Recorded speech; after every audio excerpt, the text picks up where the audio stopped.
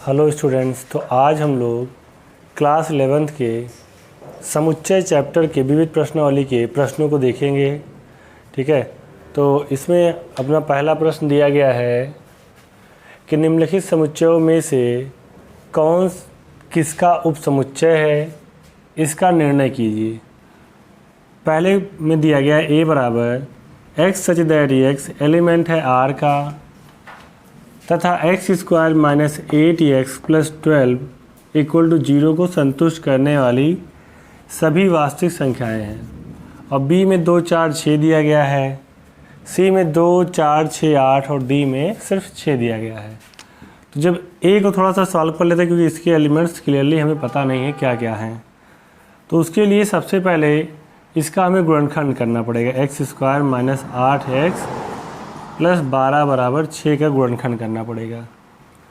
तो 8 को तोड़ना है, गुणा कराने 12 आए और जोड़ने कराने पर 8 आ जाए। तो x square minus 6x minus 2x और प्लस 12, क्योंकि 6 दूनी 12 और 6 और 2 8 हो जाएगा। तो x यहाँ से कॉमन कर लेंगे तो x माइनस 6 बचेगा और माइनस 2 कॉमन कर लेंगे तो यहाँ भी x माइनस 6 आ जाएगा। तो एक ब्रैकेट में x माइनस 6, एक ब्रैकेट में x माइनस 2 बराबर 0। तो यहाँ से x का मान निकालेंगे 2 मिलेगा और 6। तो इसका मतलब हम लोग कह सकते हैं कि a में क्या क्या आया हुआ है, 2 आया हुआ है और 6 आया हुआ है। ठीक है, कहा गया कौन किसका उपसमुच्चय है। तो a b का तो उपसमुच्चय है ही, a उपसमुच्चय है b का, क्योंकि a के सारे अवयव किस में हैं, b में है। और b उपसमुच्चय है c का, क्योंकि b के सारे अवयव c में है। तो b उपसमुच्चय हो जाएगा c का। और a अगर d को देखा जाए तो d के सारे अवयव a में हैं, b में है और c में है। तो लिख देंगे d उपसमुच्चय है a का। तो इससे ये पता चल रहा है कि D A का भी उपसमुच्चय है, क्योंकि D के सारे अवयव A में हैं, B में है, C में है। मतलब D A का भी उपसमुच्चय है, B का भी है और C का भी है। ठीक है, फिर अगर हम लोग बात करें A की, तो A के सारे अवयव B में हैं और C में भी हैं, तो इसलिए A उपसमुच्चय हो गया B का भी और C का भी। इसी तरीके से B के सारे अवयव किस में है, C में, तो B C का उपसमुच्चय हो जाएगा। तो इस तरीके से हम लोग पहले प्रश्न में देखें कि कौन किसका उपसमुच्चय है। नोट कर लीजिए इसको, अगला प्रश्न देखते हैं।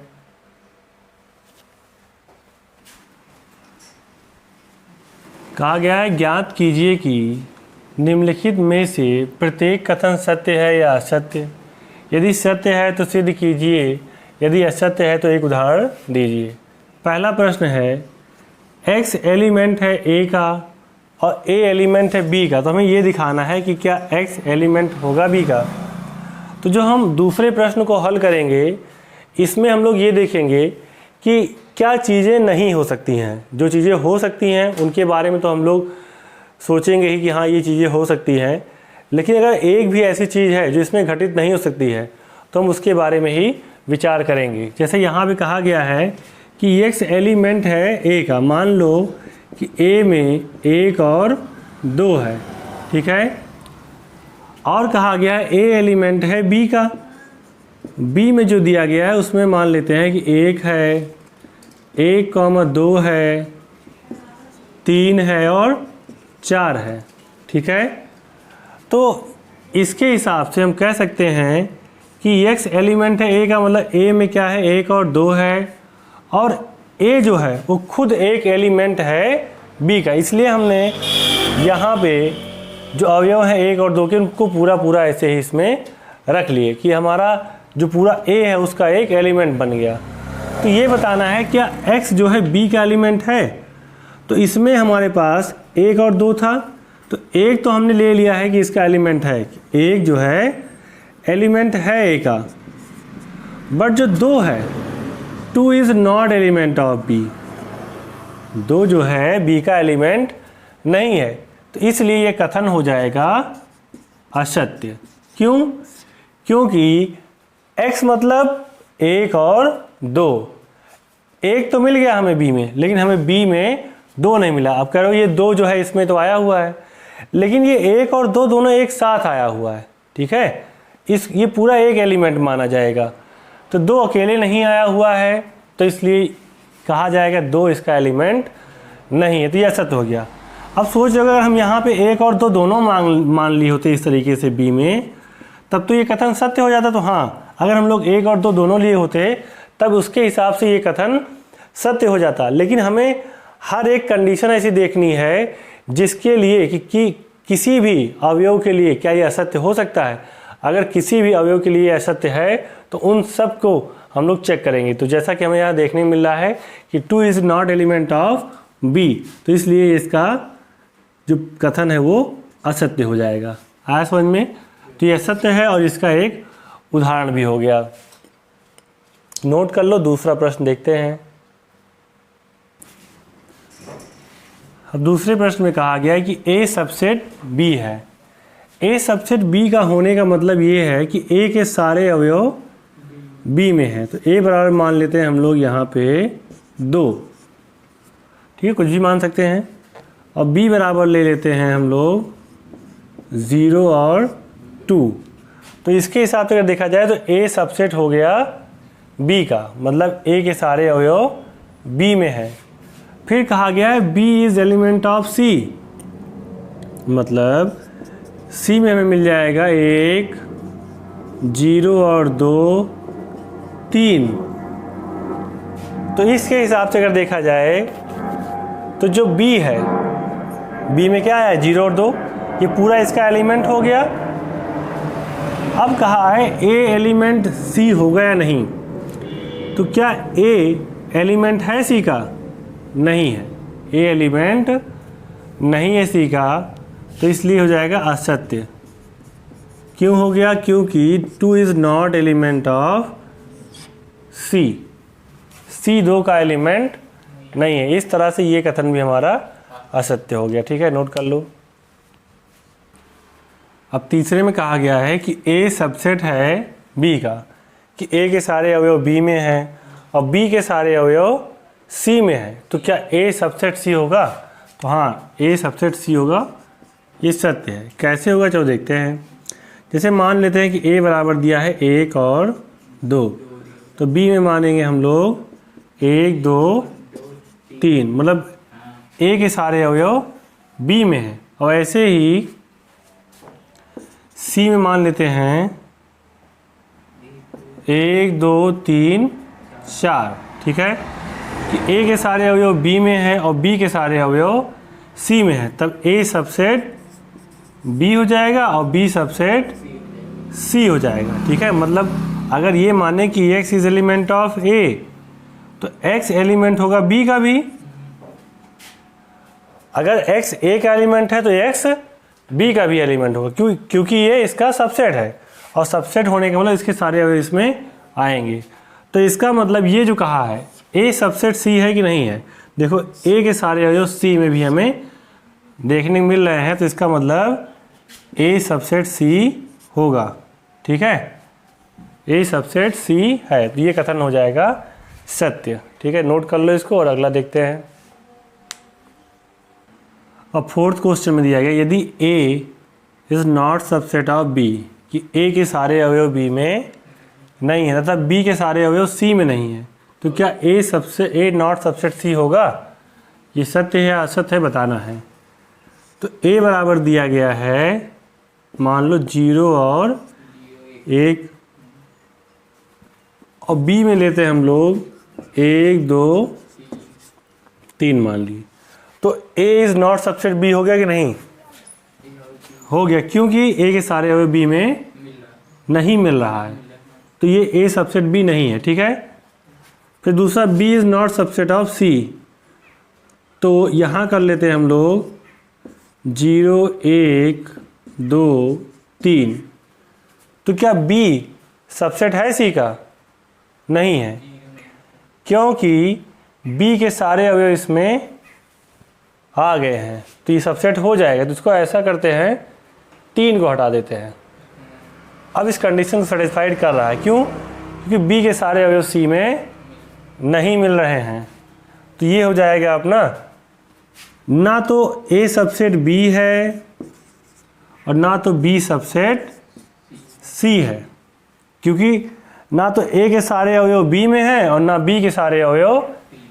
तो हमें ये देखना है क्या A is not subset C होगा।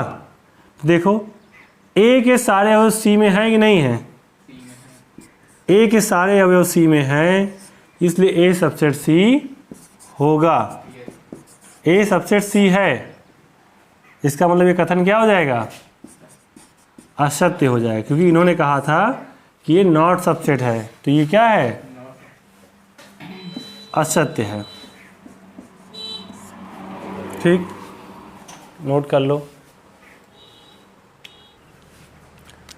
देखो 5th नंबर में दिया, यदि x is element of A, तो मान लेते हैं कि A में दिया गया है 1 और 2, तो 1 और 2 इसके एलिमेंट हो गए। A is not subset of B, मतलब A के सारे अवयव B में नहीं, तो इसमें मान लेते 2 3 4 है, तो कहा गया है x एलिमेंट ऑफ B होगा, तो सत्य होगा या असत्य, x is not element of B, क्यों, क्योंकि 1 जो है इसका एलिमेंट नहीं है, तो ये कथन हो जाएगा असत्य हो जाएगा। ठीक है, नोट कर लो 5th नंबर भी, और अगला देखते हैं।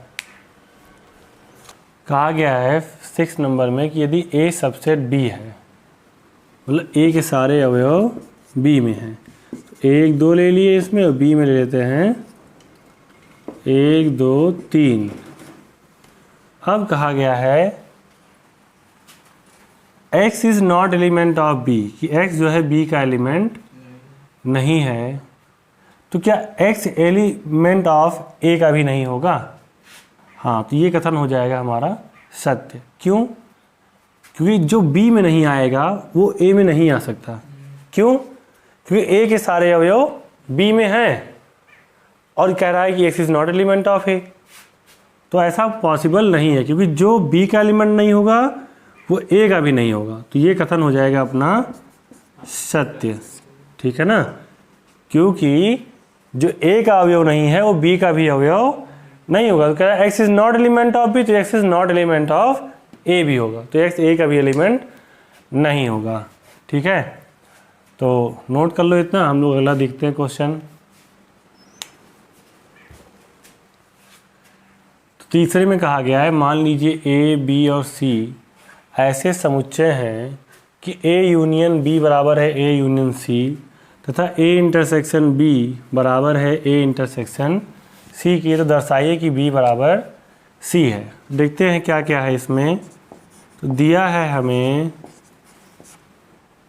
A यूनियन B बराबर A यूनियन C, और क्या दिया गया है, A इंटरसेक्शन B बराबर A इंटरसेक्शन C। तो हमें सिद्ध करना है B बराबर C, सिद्ध करना है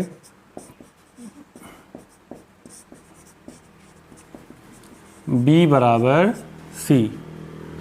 तो यहाँ पे हम लोग ले लेते हैं A यूनियन B बराबर A यूनियन C। अब इसमें दोनों पक्षों में B का इंटरसेक्शन लेने पर, दोनों पक्षों में B का इंटरसेक्शन ले लेते हैं, तो A यूनियन B और फिर इंटरसेक्शन B लिख लेंगे, और A यूनियन C और इंटरसेक्शन B लिख लेंगे। ठीक है, फिर B का अंदर गुणा कराएंगे वितरण नियम से, तो यहाँ हो जाएगा A इंटरसेक्शन B और यूनियन B इंटरसेक्शन B हो जाएगा। यहाँ गुणा कराएंगे तो A इंटरसेक्शन B और यूनियन C इंटरसेक्शन B हो गया। अब इसमें देखो दिया गया है A इंटरसेक्शन B और फिर यूनियन B इंटरसेक्शन C, तो किसी भी अगर पद में इस तरीके से 3 बार B B आ जाए तो उसको पूरे को लिखा जा सकता है बी, मतलब इसका उत्तर क्या आएगा हल करने पर, बी ही आएगा। ठीक है, और यहाँ पे देखिए अगर दिया गया है ए इंटरसेक्शन बी यूनियन, यहाँ सी इंटरसेक्शन बी लिखा है, तो चाहे सी इंटरसेक्शन बी लिखो और चाहे बी इंटरसेक्शन सी लिखो, दोनों का मतलब एक ही होता है। ठीक है ना, क्योंकि इंटरसेक्शन में जो उभयनिष्ठ होगा वही दोनों लिख लिया जाएगा, तो आगे पीछे लिखने से कोई फर्क नहीं पड़ता है। तो ये हो जाएगा इक्वेशन नंबर फर्स्ट। अब पुनः जो है हम लोग ए यूनियन बी और ए यूनियन सी लेते हैं। अब दोबारा से दोनों पक्षों में यहाँ पर भी लिख लेना है में सी का इंटरसेक्शन जो है ले लेते हैं। आ रहा है ना, तो यहाँ लिख देते हैं। अब जब यहाँ सी का इंटरसेक्शन लेंगे तो A union B intersection C कराएंगे और ए यूनियन सी इंटरसेक्शन सी कराएंगे। ठीक है ना, दोनों तरफ हमने क्या किया, इंटरसेक्शन सी कर लिए। इसका अंदर गुणा कराओगे वितरण नियम से, तो A intersection C union B intersection C, यहाँ गुणा कराएंगे तो A intersection C union C intersection C. अब यहाँ A intersection C union B intersection C है, इसमें भी देखो 3 बार सी आया हुआ है, तो यहाँ भी क्या लिख सकते हैं, सी लिख सकते हैं। ठीक है, तो अगर समीकरण 1 और 2 से देखा जाए तो इसमें भी ए इंटरसेक्शन बी है, कहाँ गया, इसमें ए इंटरसेक्शन बी है और इसमें बी इंटरसेक्शन सी है, लेकिन दोनों सेम नहीं है ना। अब देखो ए इंटरसेक्शन सी को यहाँ से अगर देखा जाए तो ए इंटरसेक्शन बी लिख सकते हैं, ये दिया हुआ था हमें, ये टर्म हमें दिया हुआ था, तो यहाँ पे ए इंटरसेक्शन सी के प्लेस पे हम लोग लिखेंगे A intersection B union B intersection C बराबर सी लिख लेते हैं। ठीक है ना, तब इसको इक्वेशन नंबर 2 मानेंगे। है समझ में। अब देखो दोनों टर्म बराबर हो गए नहीं, A intersection B union B intersection C, तो अब हम लोग कह सकते हैं समीकरण 1 व 2 से बी बराबर सी हो गया। ठीक है, तो इस तरह से हमारा क्वेश्चन हो गया। तो हमने इसमें किया क्या है, जो दिया है उसको नोट कर लिए, फिर ए यूनियन बी और equal to A union C ले लिए, एक बार दोनों पक्षों में इंटरसेक्शन ऑफ बी कराए और एक बार दोनों पक्षों में इंटरसेक्शन ऑफ सी कराए, तो फिर दोनों तो पक्ष बराबर आ गए और बराबर लिख दिया, हो गया। ठीक है, नोट कर लो इसको। तो 4th क्वेश्चन में कहा गया है कि दिखाइए कि निम्नलिखित 4 प्रतिबंध तुल्य हैं। तुल्य होने का मतलब ये है कि इन चारों को जो दिया गया, जैसे ए सबसेट बी, ए माइनस बी बराबर फाई और ए यूनियन बी बराबर बी और ए इंटरसेक्शन बी बराबर फाई, तुल्य होने का मतलब ये है कि इन चारों को हमें बराबर दिखाना है। तो हम एक एक करके सबको बराबर दिखाते हैं। जैसे पहले में दिया गया, हमें दिया है ए सबसेट बी। अब इसका मतलब है ए सबसेट बी का कि ए के सभी अवयव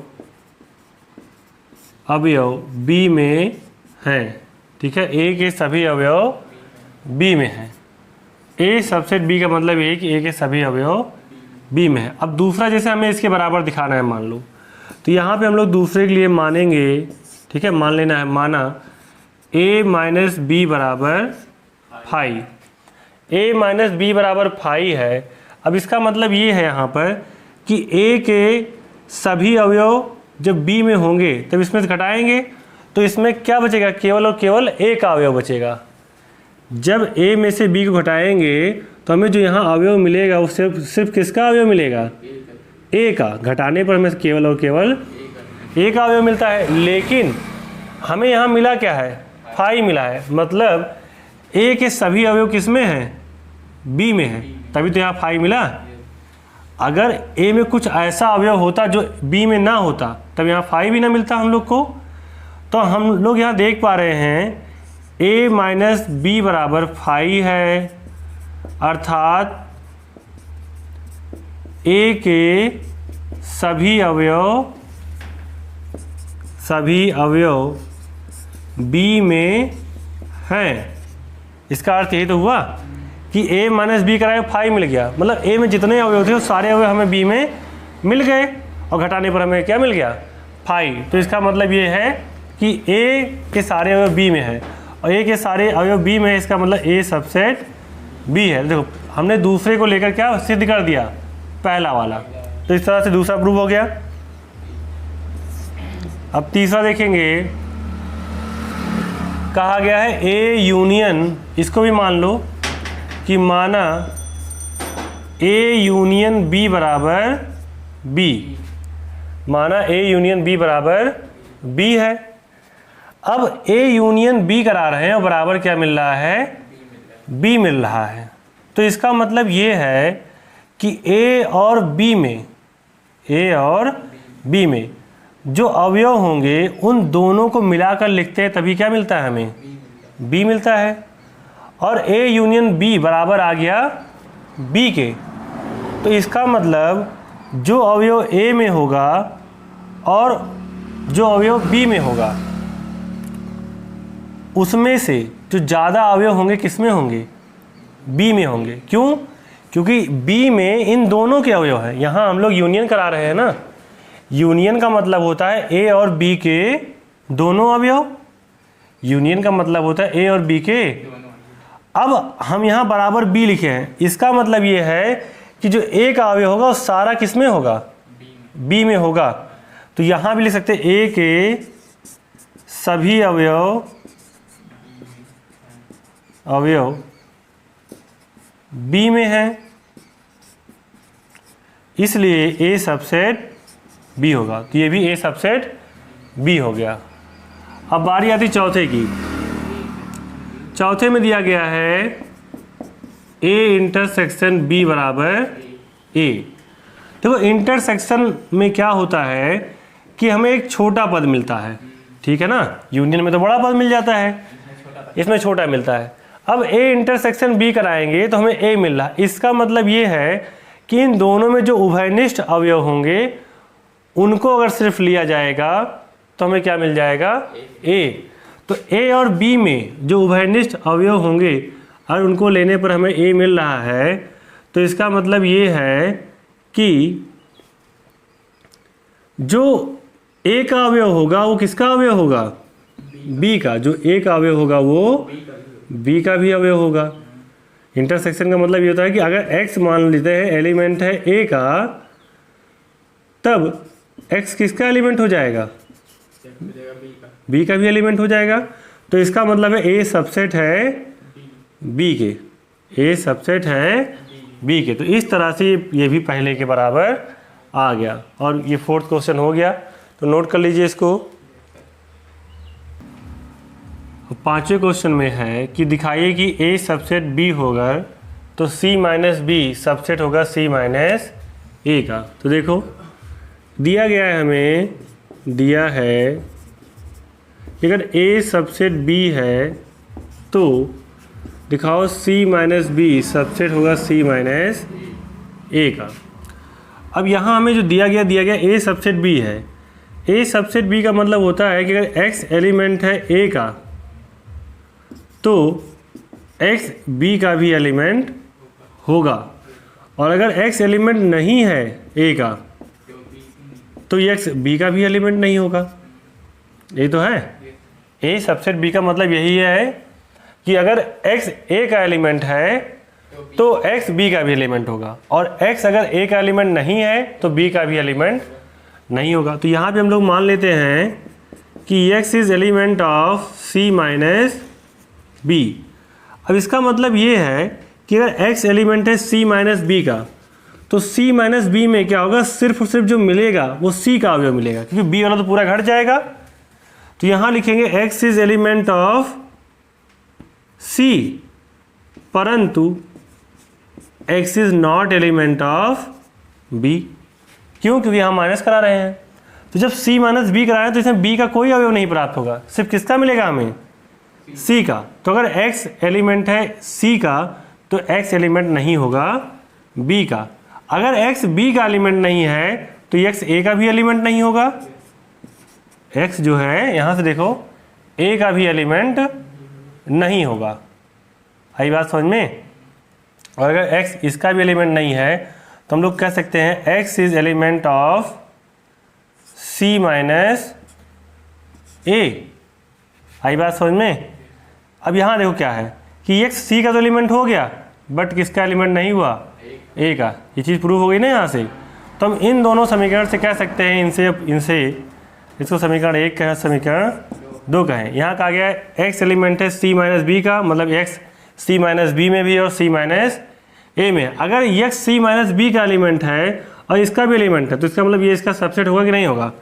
अगर इसके सारे अवयव इसमें पाए जा रहे हैं तो इसका मतलब ये इसका सबसेट है। तो यहाँ लिख सकते हैं तब समीकरण 1 व 2 से c माइनस बी सबसेट होगा c माइनस a का। ठीक है, नोट कर लो इसको। 6 नंबर में दिया है किन्हीं दो समुच्चयों a तथा b के लिए सिद्ध कीजिए कि a बराबर a intersection b union a minus B और a union b minus a बराबर है a यूनियन b के। तो हमें यहाँ दो चीज़ें सिद्ध करने के लिए दी गई हैं। तो इसका पहला पार्ट लेते हैं ये कि a बराबर a intersection b union a minus b। ठीक है, तो a बराबर इसको लिख सकते हैं हम लोग a इंटरसेक्शन b है, इसको ऐसे रहने दो, यूनियन यहाँ पर ये जो दिया गया है a माइनस बी इसके बराबर होता है a माइनस बी बराबर होता है a इंटरसेक्शन b डैश। ये फार्मूला है, ठीक है ना। a माइनस बी को लिखा जा सकता है a इंटरसेक्शन b डैश। तो यहाँ पे लिख देंगे a इंटरसेक्शन b डैश। अब इसके बराबर जो फार्मूला होता है a intersection b union b dash.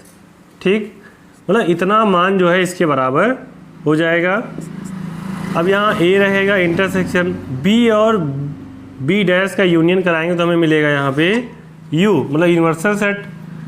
और a इंटरसेक्शन u कराएंगे तो हमें मिल जाएगा a। तो इस तरह से हमने राइट हैंड साइड लिया और हमें लेफ्ट हैंड साइड का a मिल गया। ठीक है, नोट कर लो इसको। दूसरा देखते हैं।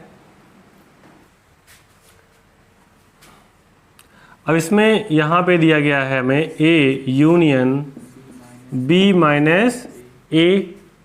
अब जैसे यहाँ पे हमने चेंज किया था वैसे अगर हम b माइनस a को लिखना चाहें तो लिख सकते हैं b इंटरसेक्शन a डैश। ठीक है, तो यहाँ a union b intersection a dash आ जाएगा। ये इसके बराबर होता है।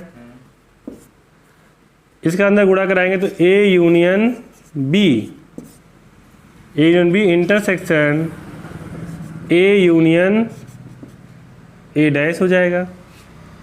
इसे a यूनियन b रहने दो, इंटरसेक्शन a और यूनियन a डैश कराएंगे तो क्या मिलेगा हमें? u मिल जाएगा। अब a यूनियन b u के साथ कराएंगे इसका इंटरसेक्शन तो इसमें कॉमन क्या मिलेगा? क्योंकि u में तो सारे अवयव आ जाएंगे लेकिन a यूनियन b में u के कुछ अवयव मिलेंगे तो इसको हम लोग लिख सकते हैं a यूनियन b, जो कि इसी के बराबर है। ठीक है, तो ये भी प्रूव हो गया। आप लोग इसकी प्रैक्टिस करते रहिए तो बिल्कुल अच्छे से समझ में आ जाएगा। नोट कर लो। 7 नंबर में दिया है समुच्चयों के गुणधर्मों का प्रयोग करके सिद्ध कीजिए कि ये बराबर है a के और ये भी बराबर है a के। तो इसमें सबसे पहला देखते हैं, दिया है a union a intersection b को दिखाना है a के बराबर। ठीक है, तो उसके लिए हम लोग जानते हैं कि अगर a को लेते हैं तो a सबसेट होगा a का, मतलब कोई स्वयं का तो सबसेट हो ही सकता है, मतलब a के सारे अवयव a में तो होंगे ही। ठीक है, a के सारे अवयव a में होंगे ही, मतलब a का सबसेट होगा। तो अगर ए का सबसेट है तो क्या हम ये नहीं लिख सकते कि ए इंटरसेक्शन बी भी सबसेट होगा ए का? क्यों? क्योंकि ए इंटरसेक्शन बी में हमें वही अवयव मिलेंगे जो ए में होंगे, बी में तो होंगे ही होंगे, लेकिन क्या एक्स्ट्रा मिल जाएगा कोई? नहीं। इंटरसेक्शन लगा हुआ तो इसका मतलब दोनों में जो उभयनिष्ठ होगा वही मिलेगा, तो इसका मतलब ये भी इसका सबसेट होगा। तो इसका मतलब इसे हम ये भी लिख सकते हैं कि A union A intersection B subset होगा ए का, क्योंकि यूनियन कराएंगे तब भी हमें ए के साथ ही करा रहे हैं तो ए का ही अवयव मिलेगा। इसी प्रकार हम ये भी लिख सकते हैं कि ए सबसेट होगा A union A intersection B का। इसे इक्वेशन नंबर 2 मान लेते हैं। तो समीकरण 1 और 2 से हम ये कह सकते हैं, 1 व 2 से, कि इसके सारे अवयव ए में हैं और ए के सारे अवयव इसमें हैं। तो ऐसा तभी पॉसिबल है जब दोनों इसके बराबर होंगे, मतलब A union A intersection B बराबर हो जाएगा ए के। ठीक है, तो ये हम लोग का प्रूव हो गया। इसको नोट कर लो और दूसरा देखते हैं। देखो दूसरे को, इसमें हम लोग लेते हैं लेफ्ट हैंड साइड, तो मिलेगा A intersection A union B. इसका अंदर गुणा करा दो वितरण नियम से, तो ए इंटरसेक्शन ए और यूनियन बना दो यहाँ पे, और ए इंटरसेक्शन बी आ जाएगा। अब ए का ए के साथ इंटरसेक्शन कराएंगे तो हमें ए ही मिलेगा, और यूनियन ए इंटरसेक्शन बी। अब इसमें हम लोग देख पा रहे हैं A union A intersection B किसके बराबर होगा?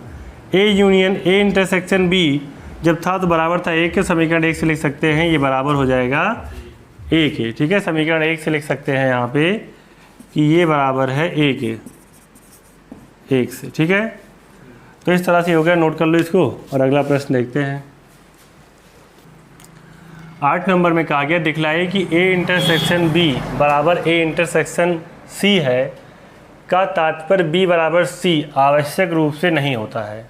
कहने का मतलब ये है कि अगर ए इंटरसेक्शन बी बराबर हो जाए ए इंटरसेक्शन सी के, तो बी बराबर सी तो हो सकता है, लेकिन क्या ऐसा ज़रूरी है कि बी बराबर सी ही हो? क्या बी बराबर सी नहीं हो तो क्या काम नहीं चलेगा? तो यही हमें दिखाना है। देखो दिया क्या है, हमें दिया है ए इंटरसेक्शन बी बराबर ए इंटरसेक्शन सी। तो ऐसा कुछ एग्जाम्पल लेते हैं इसको, जैसे ए बराबर मान लेते हैं कि दिया है ए कॉमा बी, और बी बराबर दिया गया है बी कॉमा सी, और सी बराबर मान लेते हैं कि दिया है बी कॉमा डी। अब ऐसा एग्जाम्पल क्यों लिए हैं? देखो कि हमें ये दोनों बराबर भी मिल जाएंगे और बी बराबर सी भी नहीं मिलेगा। ए इंटरसेक्शन बी पता करो। ए इंटरसेक्शन बी का मतलब ए और बी में जो कॉमन हो, तो कॉमन क्या है? बी है। और फिर ए इंटरसेक्शन सी करा लो, और ए और सी में देखोगे तो इसमें भी क्या मिलेगा? इसीलिए हमने ऐसा उदाहरण लिया जिससे कि हमें इन दोनों में बी ही उभयनिष्ठ मिल जाए। तो ए इंटरसेक्शन बी बराबर हो गया ए इंटरसेक्शन सी के। अब यहाँ चेक करो, क्या बी बराबर सी है? बी बराबर सी है? नहीं है, बी बराबर सी नहीं है। तो यही हमें दिखाना था। ठीक है, तो ये आवश्यक नहीं है कि बी बराबर सी होगा तभी ए इंटरसेक्शन बी बराबर होगा ए इंटरसेक्शन सी के। ठीक, नोट कर लो इसको। तो 9 नंबर सवाल में कहा गया है कि मान लीजिए कि ए और बी समुच्चय हैं। यदि किसी समुच्चय x के लिए a इंटरसेक्शन x और b इंटरसेक्शन x बराबर फाई हो तथा a यूनियन x बराबर है b यूनियन x के, तो हमें ये दिखाना है कि a बराबर है b के। तो यहाँ से हम लोग क्या करते हैं, जो दिया गया है a यूनियन x बराबर b यूनियन x, इसको ले लेते हैं। ठीक है, हमें यहाँ पे दिया गया है a यूनियन x बराबर b यूनियन x, इसको ले लिए। अब इनमें दोनों पक्षों में हम लोग a intersection a union x करा लेंगे, और यहाँ पर भी a intersection b union x करा लेंगे। उसके बाद इसका वितरण नियम से प्रसार कर देते हैं, तो इसका अंदर जब गुणा कराएंगे तो ए इंटरसेक्शन ए हो जाएगा, यूनियन ए इंटरसेक्शन एक्स हो जाएगा, बराबर यहाँ पे हो जाएगा ए इंटरसेक्शन बी और यहाँ पे यूनियन ए इंटरसेक्शन एक्स आ गया। अब ए का ए में इंटरसेक्शन कराओगे क्या मिलेगा, ए आएगा यूनियन ए इंटरसेक्शन एक्स, और ए इंटरसेक्शन एक्स किसके बराबर है, यहाँ से देखो ए इंटरसेक्शन एक्स बराबर है फाई के, तो यहाँ लिख दो फाई। यहाँ देखो ए इंटरसेक्शन बी है, क्या है, तो इसको ऐसे लिख दो A intersection B union A intersection x को क्या लिख सकते हैं, फाई, यहाँ दिया गया ना ए इंटरसेक्शन एक्स बराबर फाई, तो फाई लिख लिए। यहाँ A intersection B union phi. अब ए का यूनियन कराओगे फाई के साथ तो क्या मिलेगा, ए, कि फाई में तो कुछ होता नहीं तो ए के सारे अवयव आ जाएंगे। ए इंटरसेक्शन बी कराओगे, ए इंटरसेक्शन बी का यूनियन कराओगे फाई के साथ तो यहाँ भी क्या मिल जाएगा, ए इंटरसेक्शन बी, क्योंकि फाई में कोई अवयव है नहीं तो सारे अवयव किसके होंगे, ए इंटरसेक्शन बी के। तो ये अपना एक समीकरण बन गया। फिर दोबारा से हम लोग इसको लेंगे ए यूनियन एक्स और बी यूनियन एक्स को। अब पुनः हम लोग इसमें इंटरसेक्शन कराएंगे बी का, B intersection A union X और B intersection B union X. जब इसका गुणा कराएंगे तो B intersection A union B intersection X मिल जाएगा, और यहाँ से B intersection B union B intersection X मिलेगा, ठीक है ना। यहाँ लिखा है ए इंटरसेक्शन बी, अब चाहे इसको ए इंटरसेक्शन बी पढ़ो चाहे बी इंटरसेक्शन ए पढ़ो, एक ही बात है। तो ए इंटरसेक्शन बी लिख लेते हैं। B intersection x, B intersection x बराबर है फाई के, तो यहाँ फाई लिख लिया जाए। बी का बी के साथ इंटरसेक्शन कराओगे तो बी ही मिलेगा, और union B intersection x, B intersection x बराबर है फाई के, तो यहाँ मिल जाएगा हमें ए इंटरसेक्शन बी और यहाँ मिल जाएगा हमें बी, समीकरण नंबर 2। तो यहाँ ए इंटरसेक्शन बी बराबर है ए के और यहाँ ए इंटरसेक्शन बी बराबर है बी के। तो समीकरण 1 और 2 से कह सकते हैं, 2 से कह सकते हैं कि ए बराबर है बी के, और यही हमें दिखाना था। आया समझ में? तो नोट कर लो इसको। तो 10 नंबर में कहा गया कि ऐसे समुच्चय ए बी सी ज्ञात करो ताकि ए इंटरसेक्शन बी आ जाए, बी इंटरसेक्शन सी तथा ए इंटरसेक्शन सी आरिक्त समुच्चय, मतलब उसमें कुछ ना कुछ अवयव मिले। लेकिन जब तीनों का एक साथ इंटरसेक्शन कराओ, A intersection B intersection C, तो उसमें कोई भी अवयव कॉमन ना मिले। तो मान लेते हैं हम लोग यहाँ पर कि ए बराबर है ए बी बराबर है बी सी और सी बराबर ले लेते हैं ए कॉमा सी। अब इसमें जब कराओगे ए इंटरसेक्शन बी, पहला वाला, तो ए और बी में क्या कॉमन है, बी मिल गया। बी इंटरसेक्शन सी कराओगे तो क्या मिलेगा, सी मिलेगा। और ए इंटरसेक्शन सी कराओगे जब तो ए मिल जाएगा। सब में कोई ना कोई अवयव मिल गया। लेकिन कह रहे हैं जब तुम A intersection B intersection C कराओगे तो क्या कुछ मिलेगा, क्या इसमें तीनों में कुछ कॉमन है, कुछ नहीं, तीनों में कुछ भी नहीं। ए तीनों में है नहीं, इसमें नहीं है, बी इसमें है तो इसमें नहीं है, और सी इन दोनों में है तो इसमें नहीं है। तो यहाँ पे मिल गया हमें फाई। आया समझ में? तो इस तरह से ये विविध प्रश्नावली समाप्त हुई। आप लोग इसको 1 से 2 बार देखिए अच्छे से, लेक्चर को बहुत अच्छे से समझ में आ जाएगा। और हम लोग मिलेंगे सेकेंड लेक्चर में। नोट कर लीजिए इसको अच्छे से।